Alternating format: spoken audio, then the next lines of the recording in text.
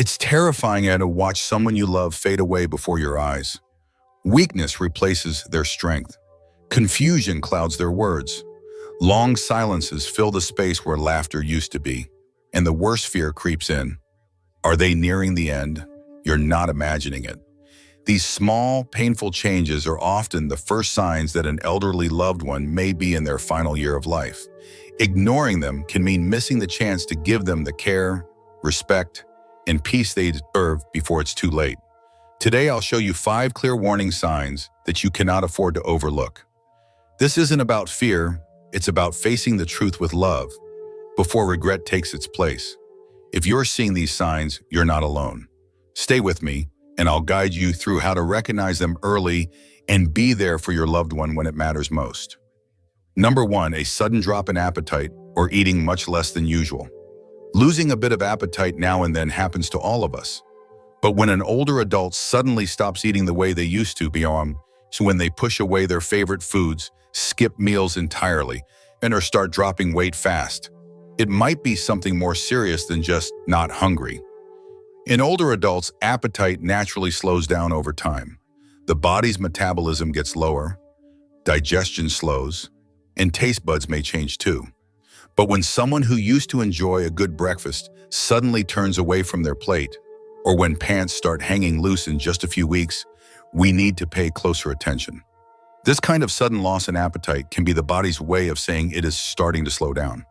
The National Institute on Aging explains that as people get older, especially in their late 70s or 80s, the systems that manage hunger, energy, and digestion begin to change. In late stages of illness, or even during natural decline, the body may no longer ask for food the same way. And when there's a sharp change like this, it can sometimes point to conditions like advanced heart failure, cancer-related cachexia, or problems with swallowing, known as dysphagia.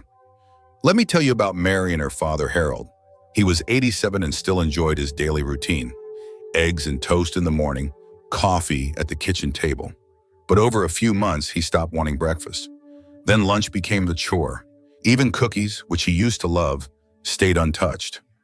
Mary thought maybe it was just normal aging, but she noticed his belt needed new holes. And still, it did not seem like a red flag until one afternoon, Harold fainted. That was when they found out his heart was in late-stage failure. He had been quietly declining, and nobody realized how serious it was until it became an emergency. If someone you love is eating much less than usual, try not to wait. There are simple things you can do right away. Offer small meals instead of full plates, just half a cup of Greek yogurt or a boiled egg. You can also make smoothies that have both calories and protein, a cup of whole milk, a ripe banana, and a couple of tablespoons of peanut butter can go a long way. These are easy to digest and can give them energy without being too heavy. Keeping a food journal is another great way to track what they are eating. Just jot down what they eat each day and how much.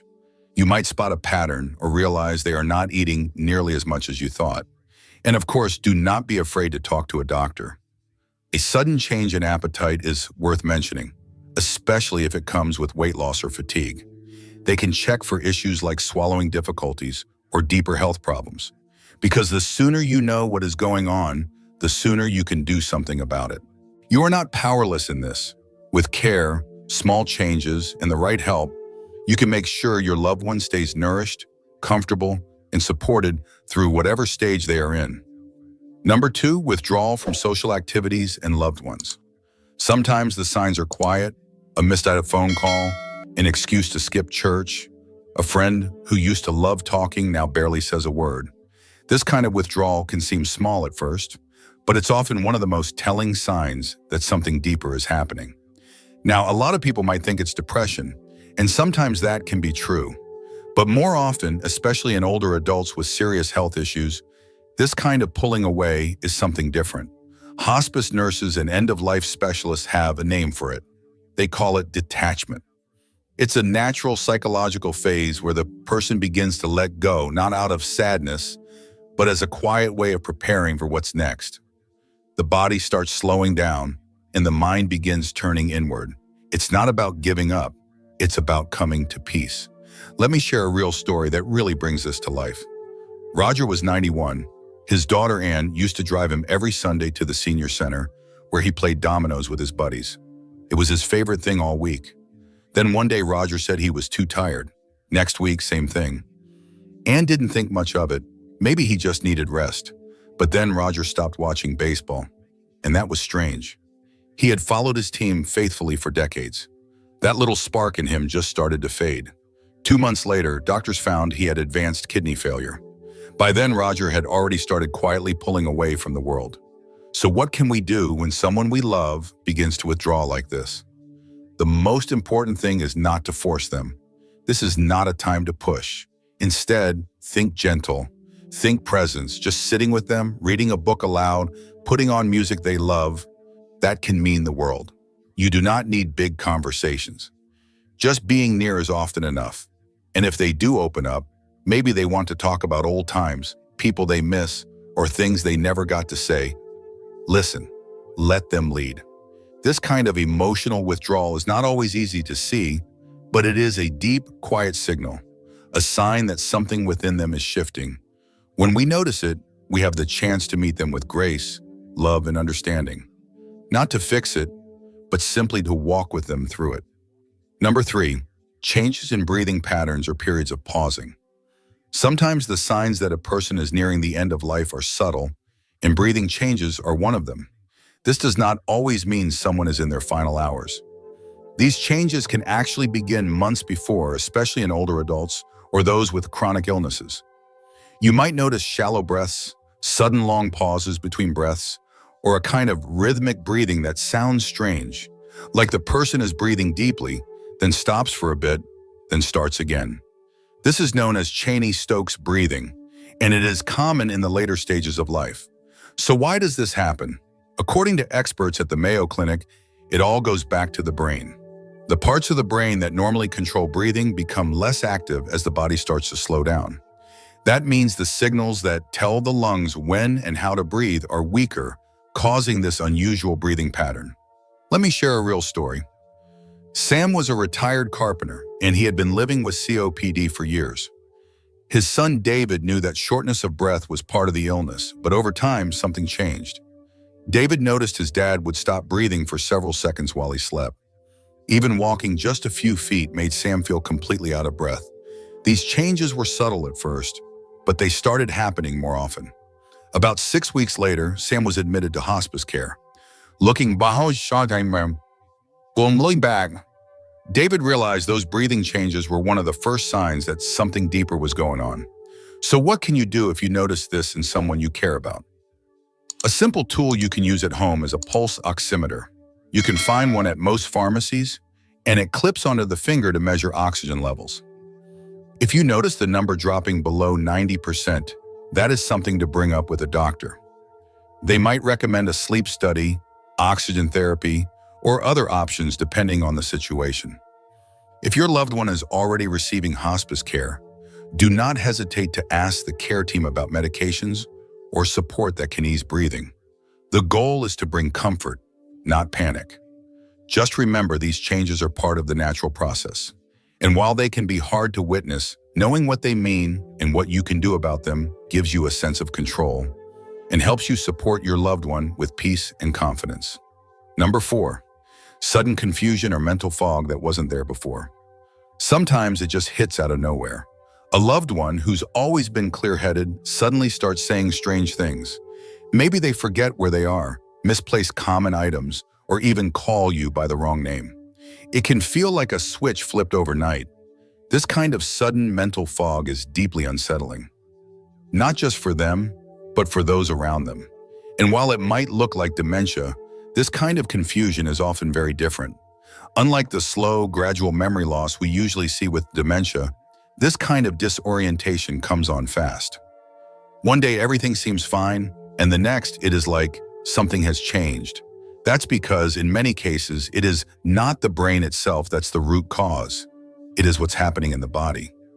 Especially in older adults, sudden confusion can be a sign of serious issues like kidney failure, liver problems, or even a buildup of toxins in the blood that the body can no longer clear out. Our brain depends on the body staying balanced. When the liver or kidneys start to fail, Toxins that are normally filtered out begin to build up. These toxins don't just stay in the body quietly. They affect the brain, leading to something called hepatic encephalopathy or uremic encephalopathy. These are fancy terms, but they simply mean the brain is getting poisoned by what the body can't get rid of. There's a story that really brings this home. Lucille was 85 and lived alone in the same house for decades. She was witty, smart, always sharp. Her neighbor Joan checked in on her often. Then one day, Joan found Lucille trying to open her refrigerator with a car key. At first, it seemed like maybe she was just having an off day. But this behavior kept happening. Out of character, sudden, and confusing. After some tests, doctors found Lucille's liver was failing, and toxins had built up in her system, affecting her brain. It was not dementia, it was hepatic encephalopathy, something that can be treated if caught early, but deadly if ignored. This is why it is so important to notice these moments. If someone you care about starts acting oddly, not just forgetting a word here and there, but suddenly confused, foggy, or even behaving in ways that seem out of character, take it seriously. Keep track of whether the confusion is constant or comes and goes. Bring it up with their doctor and ask about checking kidney and liver function. Sometimes medications can also build up in the system, especially if the kidneys aren't clearing them properly. So ask about that too. You know your loved one best. If something feels off, trust your gut, because the sooner we catch these signs, the better the chances of helping them stay clear-minded and comfortable. It is not about fear. It is about staying in control and catching what matters before it's too late. Number 5, when they start saying things that sound like goodbyes. Sometimes out of the blue, a loved one might say something like, "I've lived a good life," or "I think I'm ready now." At first, it might sound like just a passing thought, or maybe something they say after a hard day. But if it keeps coming up or feels unusually deep, it could mean something more. A lot of people, especially in their final year of life, begin preparing themselves emotionally and spiritually. Even before any major health decline, the mind sometimes starts to settle things. Scientists have found that this emotional preparation often begins months before the body shows any clear signs. It is not always obvious, but it's real, and it matters. You might notice them talking more about the past, about people they used to know, or things they have always wanted to say. Some might apologize for things long forgiven, or express hopes and worries about the family they'll leave behind. These are not random comments. They are quiet steps toward peace. Take Bill, for example. He was 89 and had been slowing down, but nothing seemed urgent. He started giving away his old fishing gear, not just to clean up, but with a story for each item. He told Carol, his wife, stories from when he was a kid, things she had never heard before. He asked for her forgiveness over small things he had held on to. She did not realize it at the time, but this was his way of saying goodbye. A few weeks later, Bill passed away peacefully in his sleep. No pain, no hospital, just calm. When this kind of thing starts happening, what helps most is just being present. There is no need to correct them or say, "Don't talk like that." Instead, let them speak. Let them reflect, laugh, cry, remember, even say goodbye in their own way. This kind of honesty is a gift, even if it feels heavy in the moment. You can gently support them through legacy projects. And no, it does not have to be something big. Encourage them to record a voice message for the family, write a letter to their grandchildren, or share their favorite family recipe. These are little acts of love that stay with us long after they are gone. They help your loved one feel heard and leave behind something meaningful, something lasting. Most of all, understand that this process is natural. It is not giving up. It is coming to peace, and your calm presence, your listening ear, can make all the difference. Has someone you love ever shown these signs? If they have, or if you've ever witnessed a peaceful passing, we'd love for you to share their name in the comments as a tribute. And if this video is helping you feel more prepared, tap the like button and consider subscribing. We're here to support you through every stage of life. It's not about counting days, it's about making them count. So let's gently look back at the signs we talked about today and what they really mean. First, that quiet loss of appetite. It can feel worrying, even heartbreaking, when someone who once loved family meals starts pushing the plate away. But this change is the body's natural way of slowing down. Instead of urging them to eat, we can offer comfort, maybe a favorite drink, or just sitting close by. In these moments, connection matters more than calories. Next, social withdrawal. When someone starts to pull back, it's not always sadness. Sometimes it's their way of preparing, of turning inward. This does not mean they do not love us. It's just that their energy is shifting. A gentle presence, even in silence, can be more powerful than words. Then, breathing changes. You may hear long pauses or different rhythms. It can feel unsettling. But this too is a sign of the body working through its final stages. Just being there, keeping the space calm and warm, helps ease their path. Sudden confusion may come on quickly, like forgetting where they are or saying things that do not quite make sense. It's okay to feel unsure in these moments. What helps most is soft reassurance. The sound of your voice, the touch of your hand. Remind them they are safe, that they are loved. And finally, those emotional goodbyes. Sometimes people speak words that are deeply moving. They may say, "I love you," or bring up memories long tucked away. This is a sacred gift, a moment of clarity, of connection. Hold it close. Respond with love, not fear. On all of these signs, while hard to witness, do not mean we give up. They mean we show up. Because presence is the greatest gift we can offer. There is beauty in these final chapters. You get to say, "I love you" one more time. You get to hold their hand. You get to laugh, even cry over old memories. And in those moments, there is peace. Life is short, but love is long. And how we care at the end says everything about who we are. If this video gave you clarity or comfort, share it with someone who may need it today. Leave a comment with the name of a loved one you've lost. Let's build a space of remembrance and community. And do not forget to hit subscribe, because we talk about the things that truly matter.